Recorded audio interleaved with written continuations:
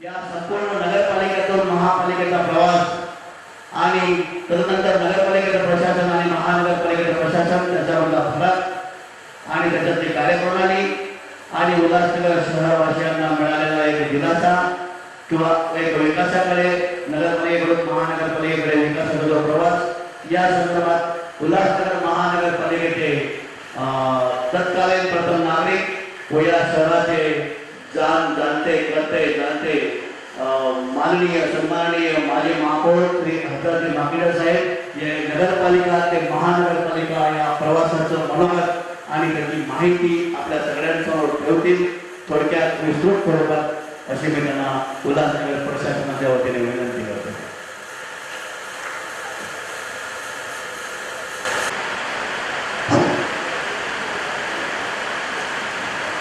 उल्लासनगर महानगरपालिका की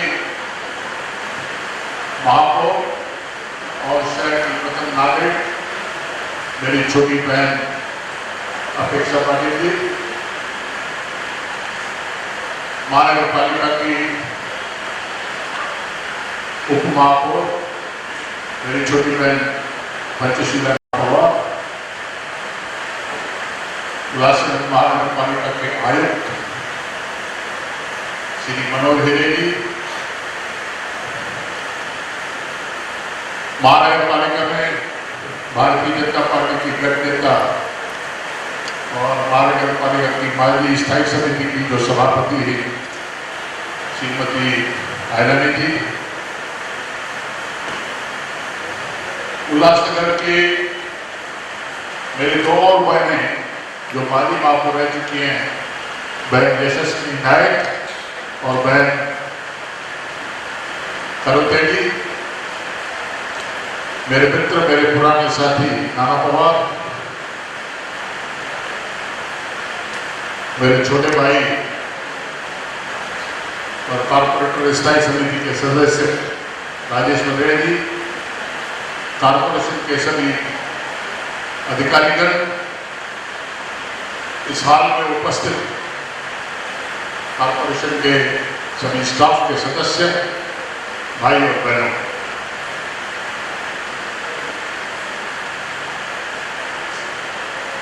सबसे पहले मैं आयुक्त हिरे साहब का अभिनंदन करना चाहता हूँ, साथ साथ उन्हें धन्यवाद देना चाहता हूँ कि इस तरह का उन्होंने जो कार्यक्रम ऑर्गेनाइज किया है. मैंने अभी भी अपने साथी नाना पवार से पूछा कि भाई ये प्रोग्राम ऑर्गेनाइज करने में प्रशासन आगे है या शासन आगे है. उन्होंने कहा ये आयुक्त साहब का आइडिया था. So I congratulate you sir for this.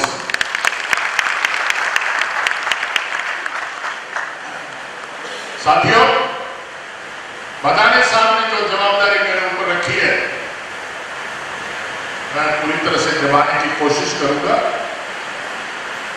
कुछ उसमें थोड़ी बहुत गलत हो जाए तो मुझे पूरा विश्वास है कि आप लोग माफ करेंगे. और एक बात और बोलना चाहूंगा कि ये नगरपालिका से महानगरपालिका का जो सफर है वह बताते मुझे इस उल्लासनगर के इतिहास के ऊपर भी थोड़ी रोशनी डालनी पड़ेगी. इसके मेरा अगर भाषण 2-4-5 मिनट ज्यादा हो जाए तो मुझे क्षमा कीजिएगा.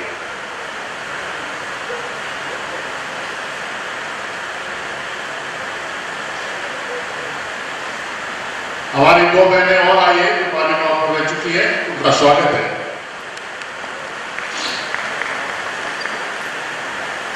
साथियों, देश की आजादी के पहले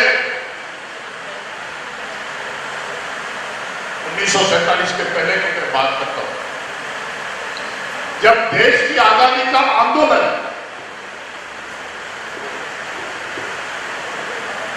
अपने पूरे जोर में आया था, तब अंग्रेजों ने महसूस किया कि अब ज्यादा दिन हम भारत में राज नहीं कर पाएंगे और इस देश को आजाद करके इसकी बात जो है भारतवासियों के हाथ में देनी ही पड़ेगी। ये तो उन्होंने मन में ठान लिया था, लेकिन 200 सवा 200 साल के राज करने के बाद सत्ता छोड़ना कोई मजाक की बात नहीं होती है। उनके खून के अंदर सत्ता था, वो अंग्रेजों के खून के अंदर चली गई थी। तो उन्होंने अटकलें जो है वो चलनी चालू की। जब जाते जाते इस देश को जो है धर्म के आधार पे टुकड़े तो करें, कम से कम इसकी ताकत तो कम करें।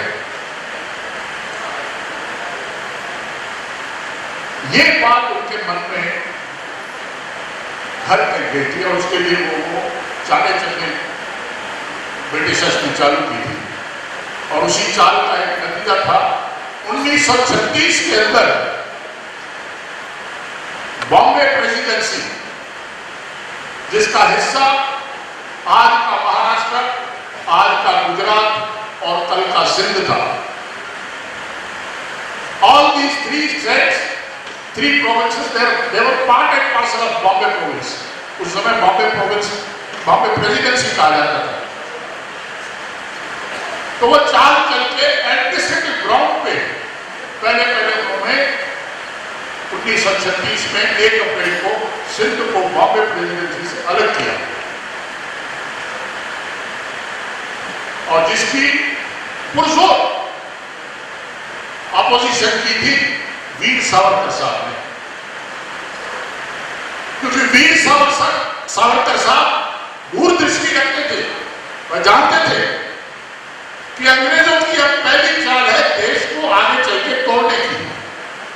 ये नाम एडमिनिस्ट्रेटिव ग्राउंड का लेके सिंध को अलग कर रहे हैं, लेकिन सिंध के अंदर हिंदुओं से ज्यादा मुसलमानों की पॉपुलेशन है, और उस फीलिंग को ये बढ़ावा देके एक बीज बोना चाहते हैं। सावरकर की और बाकी नेताओं की अपोजिशन के बावजूद 1936 में 1 अप्रैल को सिंध जो है बॉम्बे प्रोविंस से अलग हुआ, बॉम्बे प्रेसिडेंसी से।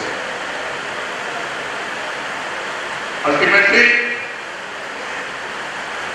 जब वो समय आया, आंदोलन तेज हो गया।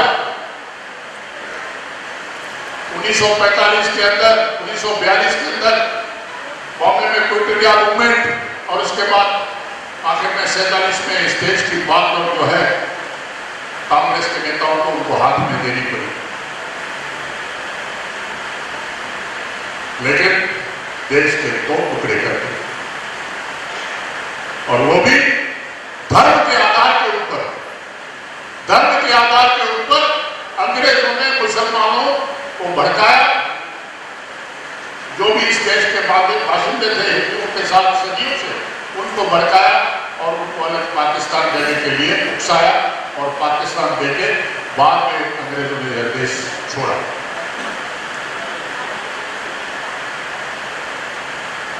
स्वाभाविक है, धर्म के आधार पर अगर देश के टुकड़े होते हैं तो अफरा तफरी तो दोनों बाजू बचेगी।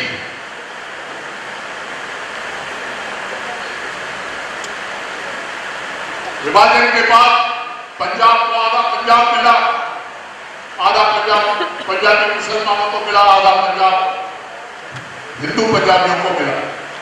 बंगाल आधा बंगाल मुसलमानों को मिला, जो ईस्ट पाकिस्तान हो गया।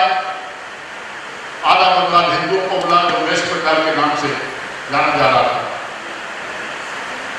लेकिन सिंध एक अकेला हिस्सा रह गया जिसमें मुसलमानों की तादाद ज्यादा थी, और सिंधी हिंदुओं के क्लेम के बावजूद भी जहां 2 डिस्ट्रिक्ट सिंध के अंदर थे जिनमें हिंदुओं की मेजॉरिटी थी, वह भारत के साथ अनेक्स नहीं की गई।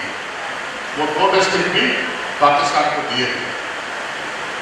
As a result of that Sindhi, ये नियति की एक प्लानिंग थी, नेचर की। सिंधी हिंदू जो थे उस समय करीब 13 लाख सिंध के अंदर थे, जिसमें से 11 लाख हिंदू जो है एकाएक आजादी मिलने के बाद पलायन करके हिंदुस्तान के अंदर कोने कोने में बस गए। और जिसमें मेजॉरिटी हिस्सा जो है महाराष्ट्र के अंदर आया, और महाराष्ट्र में भी सबसे ज्यादा जो हिस्सा था सिंधियों का वो बम्बई के नजदीक कल्याण तालुका उस समय था। कल्याण तालुके के अंदर सन 1945 में तालुके का कुछ हिस्सा सेकेंड वर्ल्ड वॉर की वजह से तो मिलिट्री को दिया गया था, जिसमें मिलिट्री ने बैरक्स बनाए थे। उन बैरक्स के अंदर सिंधी रेफ्यूजीज को ठहराया गया 1947 के अंदर, और जिसको आज के इस उल्लासनगर के नाम से जानते हैं।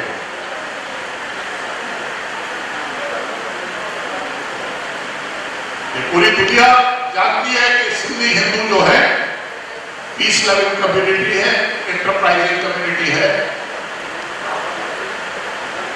और इस महाराष्ट्र का सिंध के अंदर भी पिछले 150 साल से ज्यादा प्रभाव रहा है।